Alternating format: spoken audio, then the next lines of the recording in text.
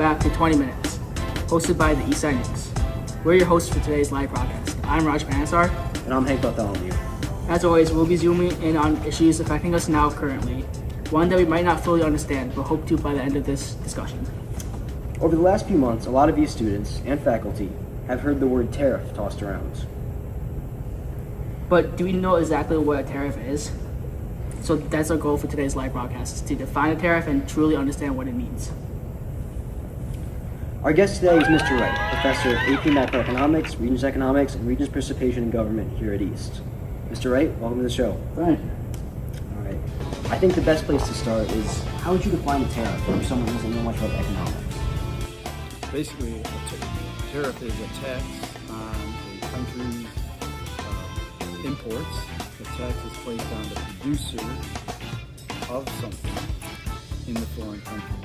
So a tax could be placed on everything or specific industries or products, but it's tax paid by the supplier.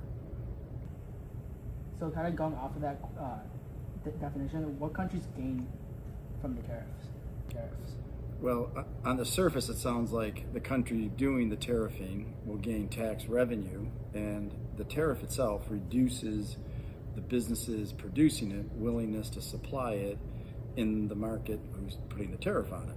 So presumably the country placing the tariff wins because they'll receive tax revenue, the tariff, and or less supply of whatever's being tariffed in their own country, potentially benefiting domestic producers. You said potentially and on the surface. For viewers who don't know much about economic policy, why the hesitation? Are tariffs a known quantity? No, tariffs are a terrible idea because there's no winners. If country, United States, tariffs Canada or China or Mexico, that country will retaliate and tariff back. It becomes a zero-sum game where both countries are going to reduce the producing in their own country. I have examples if you're so inclined, but at the end of the day, the consumers will have less of something. They will pay higher prices because of the tariff, and the other country will presumably retaliate with their own tariffs. Absolutely. I think we would be inclined for some examples. What's an example a high schooler might know? Anyone know? And something in our audience would appreciate? Well, this may not be something a high schooler would appreciate, but the most recent one that's obvious is President Trump tariffed Canada, they trumped China, tariffed China. In doing so, China responded by saying, we'll tariff you, and we just won't buy your soybeans, and China's our biggest buyer. So now they don't buy our soybeans. On top of it, we tariffed Canada. So they responded, but we import from Canada all sorts of energy. This energy is put into fertilizers that the same farmers use to grow the soybeans. So the farmers are paying more now for the fertilizers, but they're also seeing less Chinese buying of the products. Farmers have been wiped out. President Trump sent them a very big subsidy just to keep them afloat. Wow. Oh, go ahead. So it's like during what times of economic times do we see these tariffs go in place? Like, is it during inflations or like recessions? Neither. They're always a bad idea. The only time you could do it is if you wanted, but it's not usually a tariff. It's usually just a pure ban. If one country wanted to ban that country's products because of hostilities, the United States could ban Iranian oil in the modern day. But in terms of in general, no, it will lead. For example, major cause of the Great Depression was tariffs. We haven't seen tariffs basically since the Great Depression in the United States for sure, until recently. Why are we seeing them now? It seems like there's not much positive associated with tariffs. What's the rationale for using them at all? It's the psychology of America first. So as long as we're punishing everybody, then we feel like we're going to prosper. Right? Tariffs are a nationalistic belief system. They have a feeling that your own economy will prosper. Yes, and in some cases, you could take countries where they protect domestic producers. Switzerland producing their sheep, so they have their own sheep walking through the streets. But that's usually not through tariffs. That's usually through limits on imports on certain products. Use tariffs like affect citizens equally, or is there some type of like? Well, it always affects. It's going to raise the prices. So it always, like all prices, disproportionately affects lower income people who are already the most price conscious. So, and then it obviously affects the markets, the producers who are being affected by those tariffs, who have to pay the higher fees or they lose supply of something. You've already done so. Could you give us any more examples of how the effects of tariffs might rear their head in everyday life, especially maybe, things that our audience might be familiar with? Well, we're all familiar with beef, burgers, Transit Road, everywhere you look. So basically, there's only 4 beef processors that account for almost all the beef in this country. 2 are American, 2 are Brazilian. So much of the beef in this country comes from Brazil. We currently have the lowest number of cattle in this country since 1951. So we cannot produce, or we do not produce enough beef to feed the American people. When Trump put a tariff on the Brazilian economy, the beef producers, there's only 2, from Brazil quickly went to Washington, D.C., and they gave him a very big payout to reduce that tariff.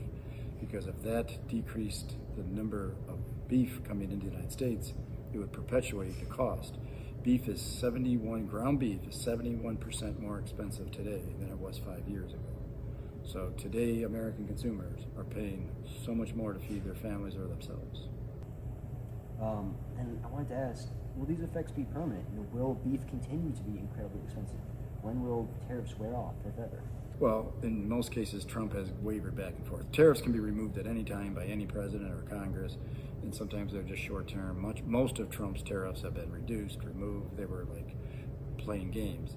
But they can have serious long-term effects, because if a tariff puts a producer behind in production, maybe out of business, these businesses just can't get back online and get back to producing. So if you put a bunch of American producers, like farmers, out of business, in the short run, those soybean farmers don't just crop back up, no pun intended, 5 years later. So speaking about these tariff effects, will the Federal Reserve kind of influence the interest rates to maybe decrease to kind of alleviate these effects from the tariffs? They could, especially because it would be the actually opposite. Tariffs are going to create higher prices. Higher prices mean you need higher interest rates to try to get the prices to stabilize. If we lower interest rates during times of tariffs, you could perpetuate higher prices. So again, a double whammy. Tariffs, higher prices for consumer goods, puts producers out of business. We have to raise interest rates to keep prices from going up even more. You were the U.S. government right now. How do you deal with the effects and the results of these policies? What would you do? On day one, I'd rip them all up, and I would extend my hand to all the countries around the world and say America's open for business. At the same time, we would need to be cautious of countries that are not aligned with America's policies. I could name some countries, but we can't always support the dictators and the bad apples, but the African nations, the South American nations, we should be extending our hand to the Asian countries. It's interesting that you mentioned that. Is it possible to separate, this is a larger question, is it possible to separate tariffs or other economic questions from politics? Is there a way to look at one without taking the other? Well, politics is based on policy and trying to protect people's interests who run the government. The biggest interest should be the vast majority of Americans.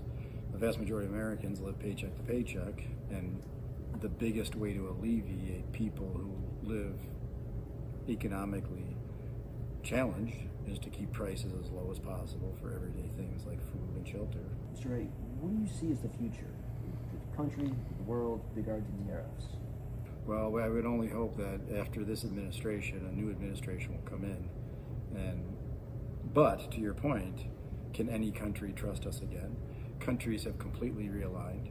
So where Canada, the Prime Minister of Canada had not visited China in some crazy 20 years. He just visited recently. So Canada's opening their doors to China. So can America be trusted ever again? Because some new administration can always, even if one changes the tariffs, the next group can bring it back. So once you open the door to not being nice and one-sided, every country has to diversify and look for new markets. It's interesting that you raised that idea of credibility. How essential is that in economics? How much is the idea of a reputation important for international trade? trust, credibility. Alexander Hamilton said it, we say to this day, everything runs on credibility and trust. If you can't be trusted in the long run, and our country has a history now recently, because we have elections, and because politics have become so bipolar, and every 2 years, every 4 years we're having these elections, countries can't trust us.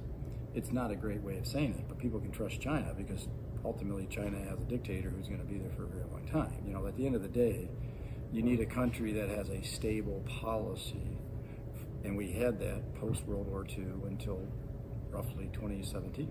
I agree it's not stable. We're going to be getting to the dictator part kind of soon. But I wanted to change gears a little, Raj. So do you think if there's another like Republican administration, do you think these tariffs will continue? Well, I with think the next administration? the MAGA movement is, elected 2 out of the past 3 presidents. It controls Congress. Very much that movement, which is the Republican Party, supports America first. If that's true, then other countries around the world have to protect themselves and look for other markets. Again, Brazil has turned to China, and much of the beef from Brazil is now going to China, and it's not going to the United States. We're paying higher beef prices because we buy less beef from Brazil relative to China now. The tariffs often characterized a trade war of sorts. Do you agree with that description, that title? Well, it's not just a trade war, and it would be a trade war, but it's better suited to just be who is going to be the safest, most reliable market for a business long term. Businesses don't want consumers and producers and supply chains that come and go every couple of years.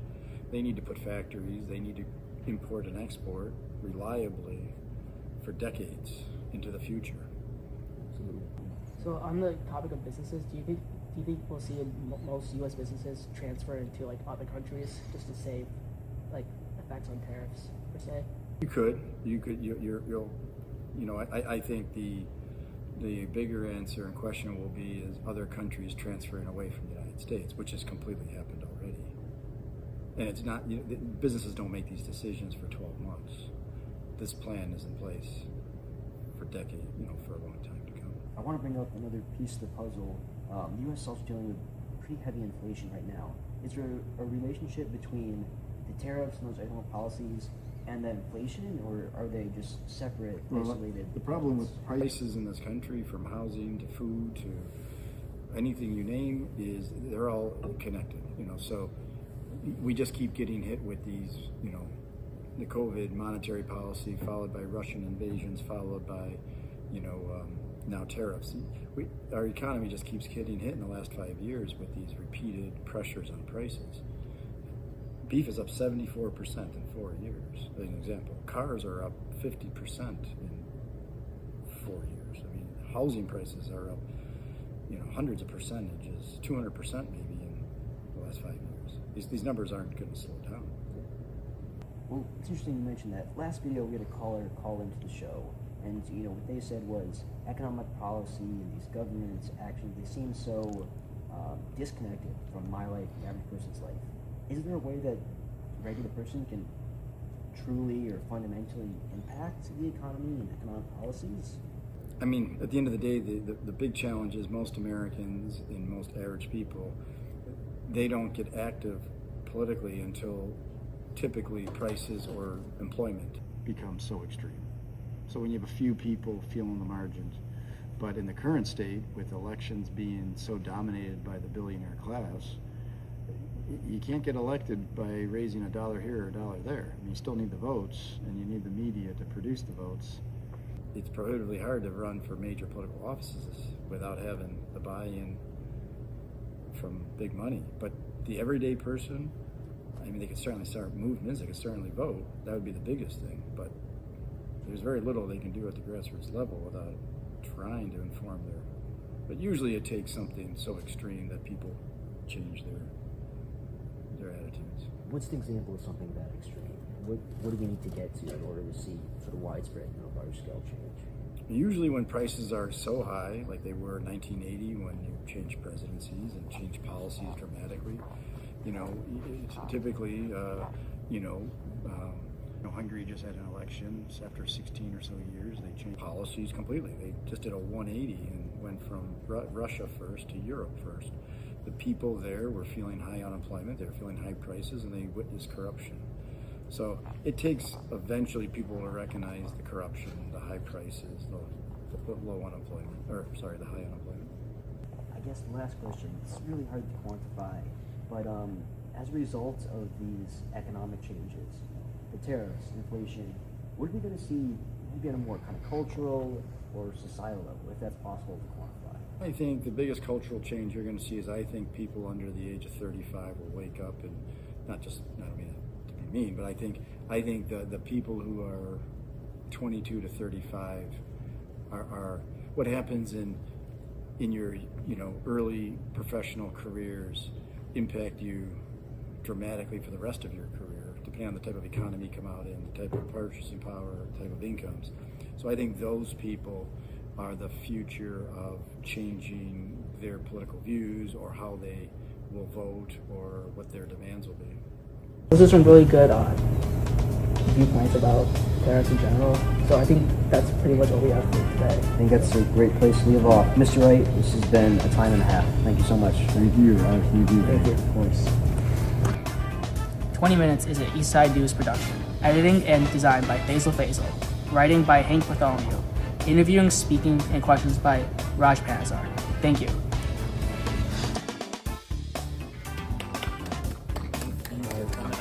Which camera was I supposed to? You guys didn't give me any